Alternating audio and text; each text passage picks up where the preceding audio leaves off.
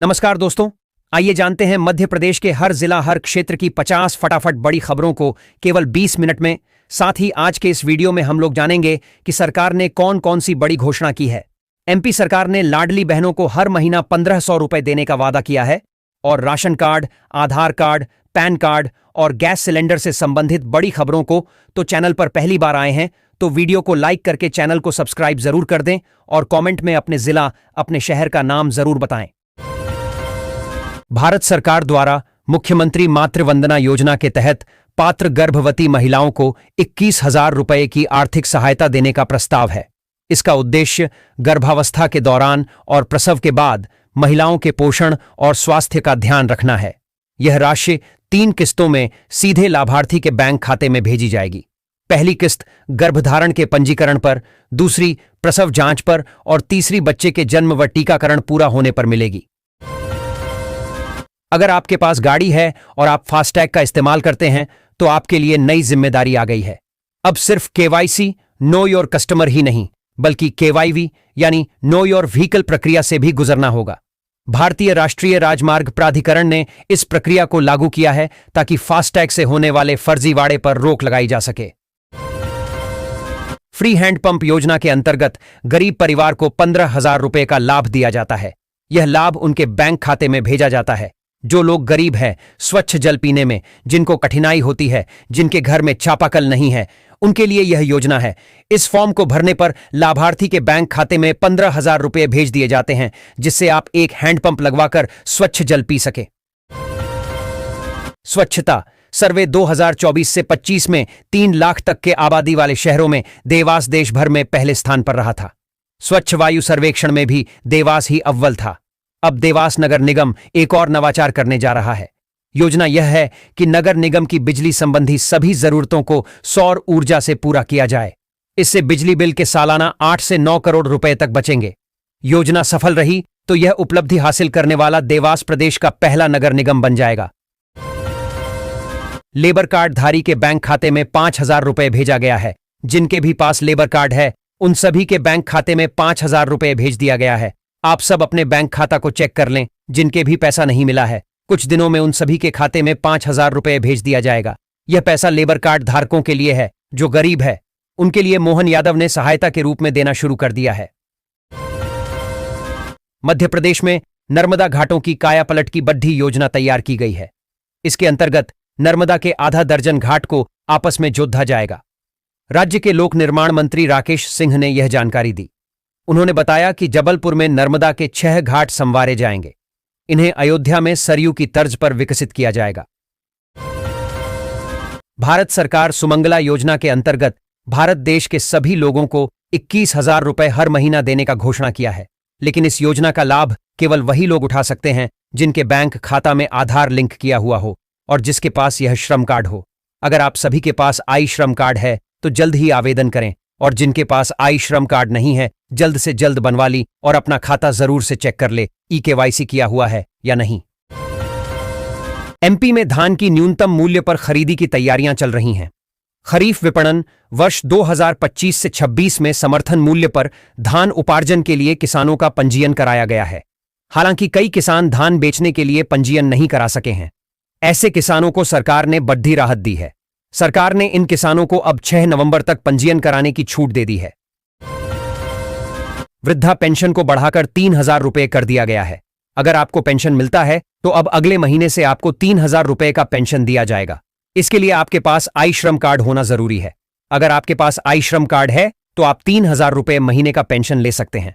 सरकार ने आई श्रम पेंशन योजना एक नया स्कीम लॉन्च किया है जिसके तहत आपको 3,000 रुपए का पेंशन दिया जाएगा।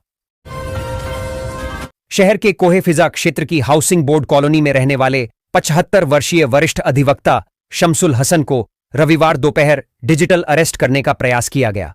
उन्हें पुणे के आतंक निरोधी दस्ते एटीएस का इंस्पेक्टर बनकर फोन किया गया और कहा गया कि वे पहलगाम आतंकी हमले में संलिप्त हैं। इस बहाने उनसे 10 लाख रुपए की मांग की गई। बिजली बिल माफी योजना गरीब और असहाय बेरोजगार मजदूरों के लिए सरकार एक योजना लाई है जो अपना बिजली का बिल जमा नहीं कर सकते हैं। उनके लिए यह योजना है। इस योजना के तहत अगर आपका बिजली का बिल 50,000 रुपए तक बाकी है तो भी माफ हो जाएगा। आपको केवल अपने नजदीकी कार्यालय में जाकर आवेदन देना होगा और अपने बिजली से संबंधित फॉर्म भरना होगा और उसे कार्यालय में जमा कर देना होगा। उसके बाद आपका सारा बकाया बिल माफ हो जाएगा। राष्ट्रीय स्वयंसेवक संघ आरएसएस के अखिल भारतीय कार्यकारी मंडल की 3 दिवसीय बैठक में प्रस्तावों को जमीनी स्तर तक पहुंचाने पर बल दिया गया। संगठन की गतिविधियों की समीक्षा हुई और भविष्य की योजनाओं पर विचार किया गया। कार्यकर्ताओं को सामाजिक समरसता और सद्भाव को बढ़ावा देने के लिए प्रेरित किया गया। साथ ही युवाओं को संघ से जोड़ने पर जोर दिया गया। पीएम किसान सम्मान निधि योजना का 2000 रुपये छठ पूजा से पहले सभी किसान भाइयों के खाते में भेज दिया गया है। सरकार में किसने की गरीबी और त्योहारों को देखते हुए समय से पहले 2000 रुपये सभी किसानों के खाते में भेज दिया गया है। कुछ किसानों के खाते में पैसे नहीं आए हैं क्योंकि उनके खाते में केवाईसी नहीं है। जिनके भी खाते में ही केवाईसी है उन सभी का पैसा मिल चुका है और जिनका पैसा रुक गया है उनको केवाईसी करवाने के बाद मिल जाएगा। पटवारी से सवाल करने पर उसका कहना था कि हमें तो इतना ही करने के निर्देश मिले हैं। नुकसान का आंकलन कृषि विभाग की टीम करेगी। अपने स्तर पर पता करने पर जानकारी मिली है कि सरकार का इरादा केवल 20% नुकसान बताने का है और 20% के नुकसान पर कोई मुआवजा बनता नहीं है। यानी सर्वे के नाम पर किसानों को ठगने का षड्यंत्र रचा। अगर आप होम लोन लेना चाहते हैं और आपको लोन नहीं मिल रहा है तो घबराएं नहीं। आपके पास केवल आधार कार्ड होना चाहिए। अगर आपके पास आधार कार्ड है तो आप पीएम होम लोन योजना के तहत 5 से 10 लाख रुपए तक बहुत ही आसानी से लोन ले सकते हैं और ब्याज की दर भी बहुत कम लगेगी। सरकार सभी लोगों को खुद का घर बनाने के लिए यह योजना लाई है ताकि हर कोई अपना खुद का पक्का मकान बना सके।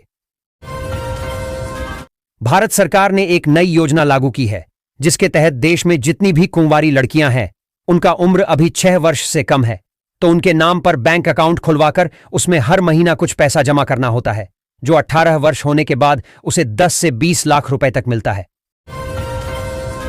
चुनाव से पहले हजारों लोगों को मिलेगा प्रधानमंत्री आवास योजना। लिस्ट जारी हो चुका है। जिन भी लोगों का नाम इस लिस्ट में है उन सभी को प्रधानमंत्री आवास योजना के तहत 1,40,000 रुपए मिलेगा, चाहे वह अमीर हो या गरीब।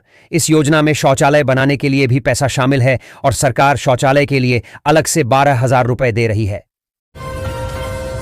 प्रमुख मार्गों, सघन आवाजाही वाले चौराहों और बस स्टैंड पर कई दिनों से रील बनाकर लोगों को परेशान करने और छात्राओं के वीडियो फोटो बनाने के मामले ने शनिवार को तूल पकड़ लिया। रील बनाने वाले 2 युवकों की इस हरकत पर हिंदू संगठनों ने आपत्ति जताई और पुलिस को इसकी सूचना दी। पुलिस ने तुरंत कार्रवाई करते हुए दोनों युवकों को हिरासत में लिया। किसान क्रेडिट कार्ड के तहत किसान भाइयों को 5 लाख रुपए का लोन बिना ब्याज का दिया जा रहा है। अगर आप एक किसान हैं और फसल करने के लिए आपके पास अगर पैसा नहीं है तो सरकार आपको 5 लाख लोन देगी। केवल आपके पास किसान क्रेडिट कार्ड होना जरूरी है।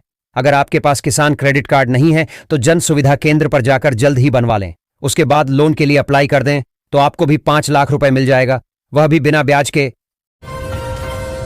थल सेनाध्यक्ष जनरल उपेंद्र द्विवेदी की प्रारंभिक शिक्षा मध्य प्रदेश के सतना जिले के सरस्वती शिशु मंदिर में हुई।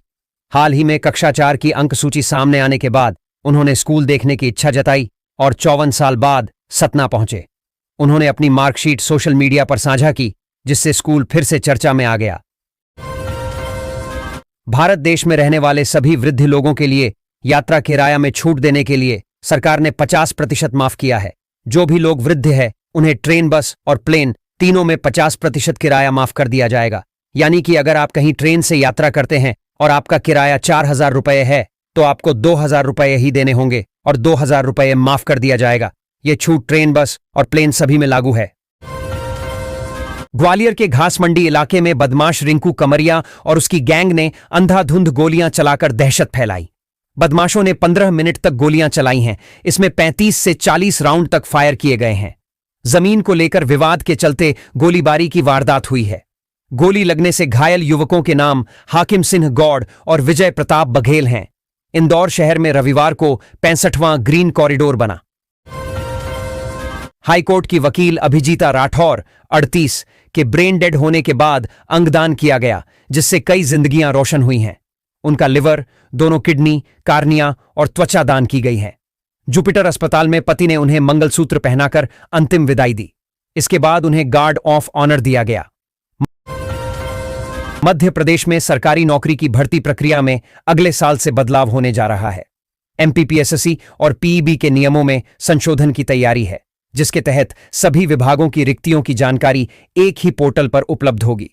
मुख्यमंत्री के निर्देशानुसार एक परीक्षा से विभिन्न पदों पर भर्ती की जाएगी, जिससे प्रक्रिया में तेजी आएगी। दमोह पुलिस ने पशु वध मामले में 9 आरोपियों को गिरफ्तार किया है। इन पर विभिन्न धाराओं के तहत मामला दर्ज किया गया है। पुलिस ने वीडियो फुटेज के आधार पर अन्य आरोपियों की पहचान शुरू कर दी है। घटना के बाद गौसेवकों ने विरोध प्रदर्शन किया और आरोपियों की गिरफ्तारी की मांग की, जिसके बाद पुलिस ने कार्रवाई की और आरोपियों का जुलूस निकाला। मध्य प्रदेश पुलिस ने साइबर अपराधों को रोकने के लिए साइबर मुख्यालय में एक विशेष प्रकोष्ठ बनाया है। यह प्रकोष्ठ ठगी की राशि को तुरंत फ्रीज कराने के लिए बैंकों से संपर्क करेगा।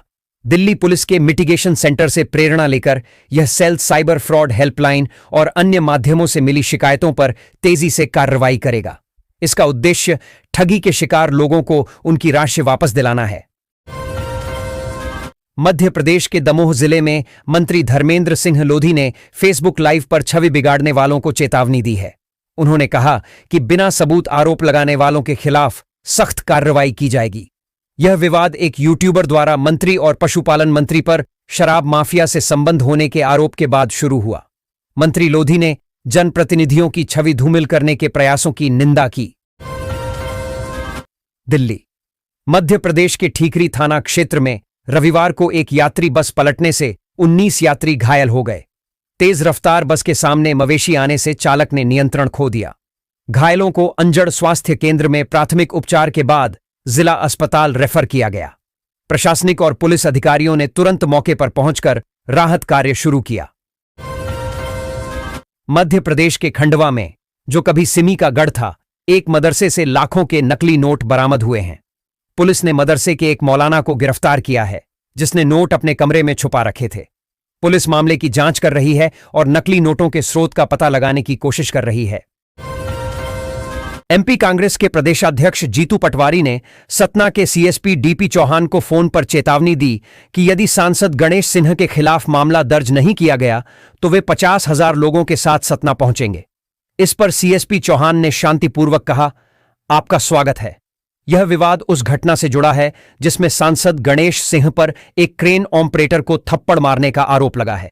इस प्रकरण को लेकर कांग्रेस लगातार विरोध प्रदर्शन कर रही है। मध्य प्रदेश के सतना जिले के दिदौंद गांव में 2 अपराधियों ने एक किराना दुकान में पेट्रोल डालकर आग लगा दी। दुकानदार रामप्रकाश कुशवाहा गंभीर रूप से झुलस गए और उन्हें अस्पताल में भर्ती कराया गया है। पुलिस ने आरोपियों के खिलाफ मामला दर्ज कर लिया है और उनकी तलाश जारी है। मध्य प्रदेश के सतना जिले के दिदौंद गांव में 2 अपराधियों ने एक किराना दुकान में पेट्रोल डालकर आग लगा दी। दुकानदार रामप्रकाश कुशवाहा गंभीर रूप से झुलस गए और उन्हें अस्पताल में भर्ती कराया गया है। पुलिस ने आरोपियों के खिलाफ मामला दर्ज कर लिया है और उनकी तलाश जारी है। मध्य प्रदेश के बालाघाट में सड़क सुरक्षा जांच के दौरान परसवाड़ा के पूर्व विधायक उमाशंकर मुंजारे बिना हेलमेट के पकड़े गए।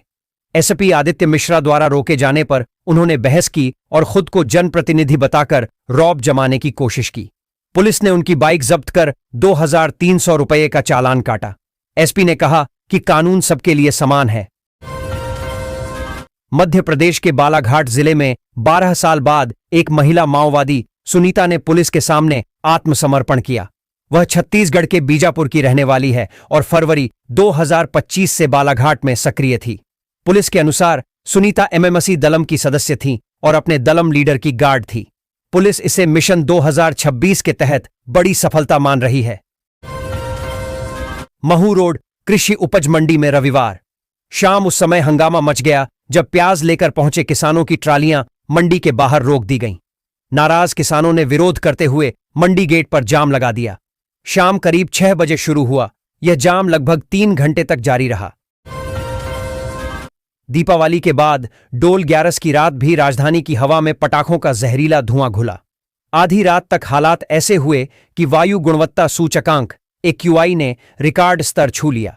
मध्य प्रदेश प्रदूषण नियंत्रण बोर्ड के पर्यावरण परिसर निगरानी केंद्र ने जो रिकॉर्ड किया उसके मुताबिक AQI 775 तक पहुंच गया था।